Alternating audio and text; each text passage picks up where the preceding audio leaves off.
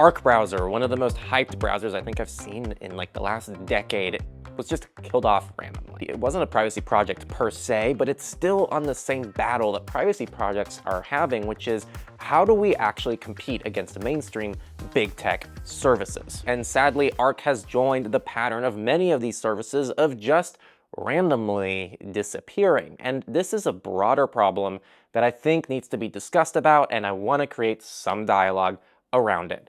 Let's talk about it. I've been in this space for about a decade now, and over the years I've really built up a nice list of services that have been killed off, and this really is what I'm starting to call the death pattern. Arc was killed off for just being too different and having too steep of a learning curve, and are now pivoting to an AI-first weird browser. I don't get it. We have Skiff, which was the private email provider that spent months establishing trust and being active in forums, being active in communities, bugging me a lot too, to try to do more coverage for them, and they disappeared off the face of the earth one day and burned people in the process, just like Arc. Some of you might have been in this space long enough to remember Techlore, which was another secure email provider who also just fell off the face of the earth and burned people in the process. Mozilla just killed off Pocket, which I know not many people used, but I know some people are upset about that one. Winston Privacy, WeVPN, Silent Circle actually also had Silent Mail, which was also killed off. Bromite was a really solid browser on Android that I was using. It had a lot of cool stuff built into it. Fortunately, there is something called Chromite, which is out now, which does a pretty good job of replacing Bromite, but I feel like that really caused it to lose steam. And the second one was DivestOS, which honestly was just such a good alternative to Lineage with a bit better security, with a lot of device support, and it's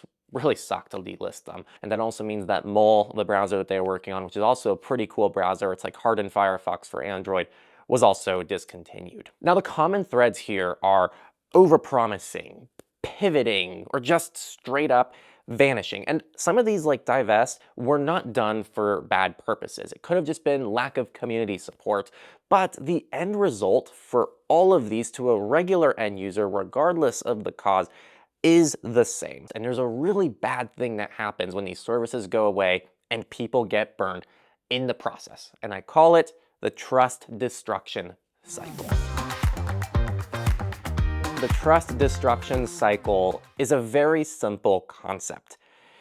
Each death that someone experiences makes people more skeptical of future alternatives. Moving browsers nowadays, a lot of them import your bookmarks and your history automatically, but think about how much time it takes to actually get to know intimately a new browser, get familiar with it, integrate it into your workflow, install it on all your devices, start recommending it to people you know, they start using it, you guys talk about it, and then boom, oh, we're pivoting. We're not doing this anymore. And so the question comes up, why should I invest in a new service that requires a lot of time and effort when it's going to be gone in 2 years anyway? Fewer users are willing to try new things, which means new things get less funding and less popularity, which means more shutdowns, which just repeats the cycle. You can just keep repeating this over and over until your experimental user base drops to almost nothing. And then no one can start anything new, and we're stuck with Google Chrome for everything, and WhatsApp and Telegram. Now, the impacts of the trust destruction cycle to some of you who are more tinkerers and are new to new services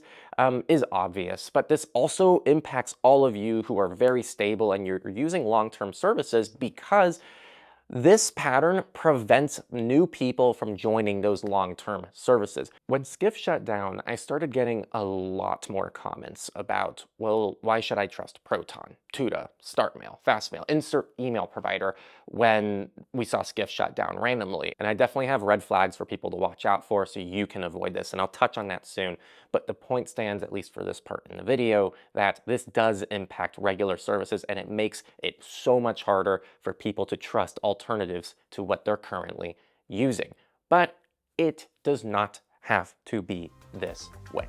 Now, before I touch on what to look for in services, I think a really good example is the sponsor of this video, Redact.dev. Besides having a sustainable business model where they're focusing on one product at a time, they allow you to delete your data from pretty much any big tech company out there, making the transition to any other provider far easier. Whether you're going from Twitter to Mastodon, or if you want to use Mastodon in an ephemeral way so you automatically delete old posts, you can do it all with Redact. You can move away from Bumble, you can move away from Discord, and they do this all on device, so you never log into your services via their server. Actually, if you set up Redact on a second device, you have to sign into those services again. It's almost like a local browser that does the deletions for you on device, and if you shut your laptop off, for example, it stops running the deletions. That's how you know that it's all on your device. The customization is also really powerful. You can choose to just delete DMs, or just photos, or just attachments, or you can do posts with select words, or you can just wipe everything and then just delete your account. I've been using this to help clean up my digital footprint, and I can highly recommend it to all of you, and it's also what I've been telling my friends and family to use, because there's really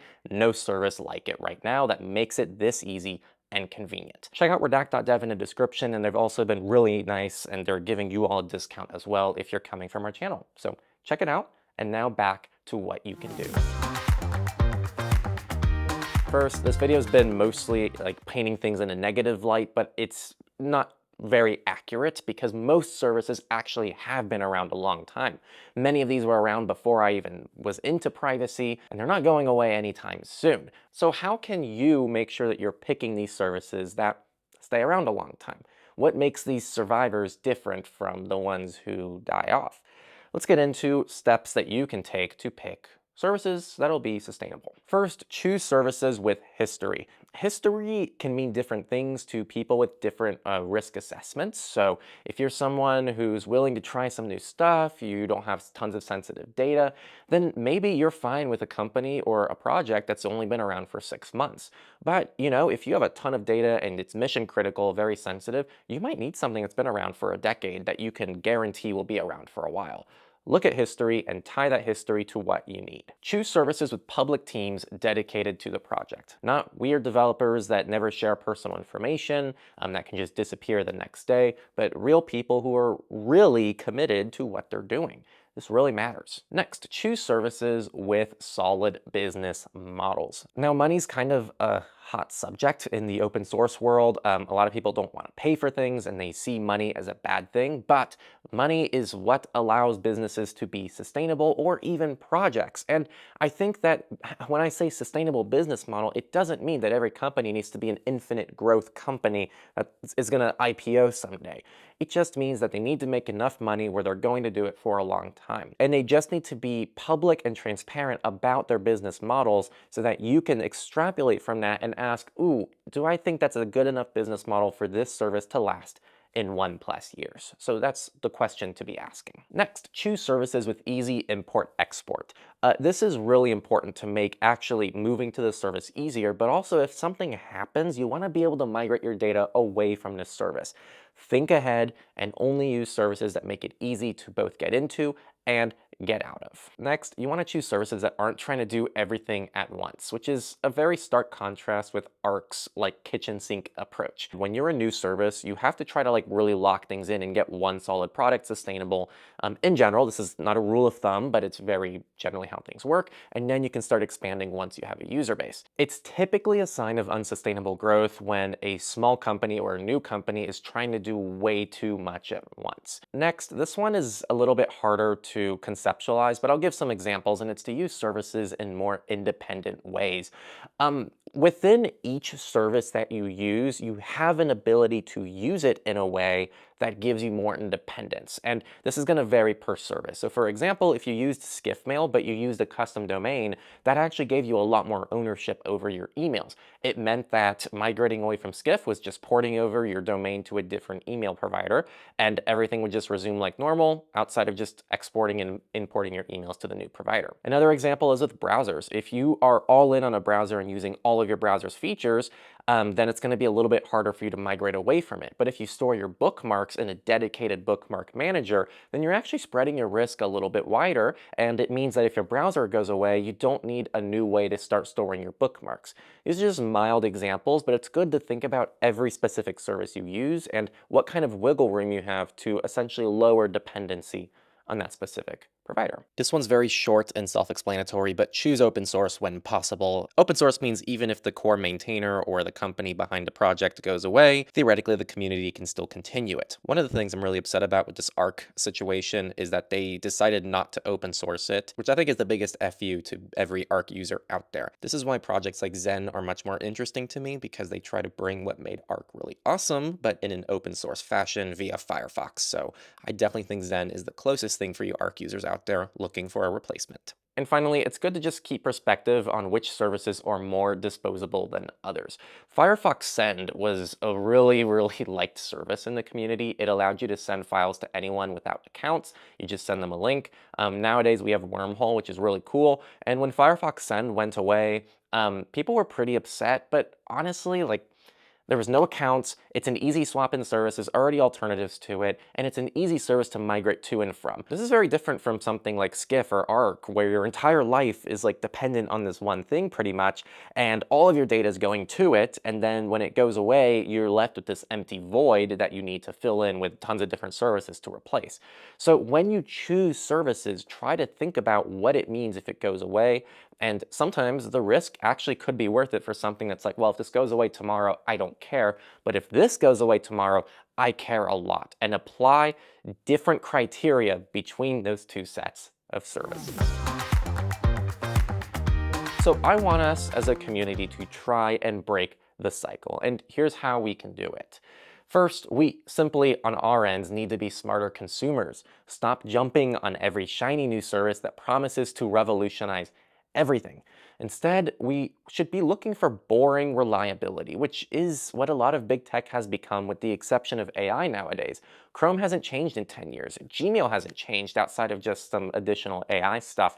iOS, iPhones, like all this stuff really hasn't changed much. We don't need radical change, we just need stable alternatives that can get people slowly over there from big tech. The tech giants want you to think that their dominance is inevitable and that these projects won't do anything, when realistically, these big tech companies have some of the most fragile business models in existence. They all rely on exploitation, ads, surveillance, and the moment that governments actually take that stuff seriously, their business models are killed off overnight. So I actually think long term, if we as consumers do our job, these services can actually take over the big tech world. The future of digital freedom isn't going to be built by the next shiny startup who's promising the next crazy tech.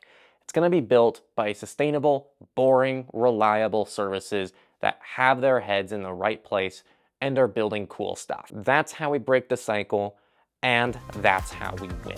I want to thank both of our sponsors, NotSure and Redact, for offering some incredible services to our community. Check them out in the description and support some of those alt-tech projects. And I also want to thank Techlorians, who allow us to also have really awesome revenue models and be sustainable and be here for 10 years. Couldn't do it without Techlorians, people on Patreon, our forum, and here on YouTube memberships. Thank you all for making this possible, and I'll see you next time on Techlore.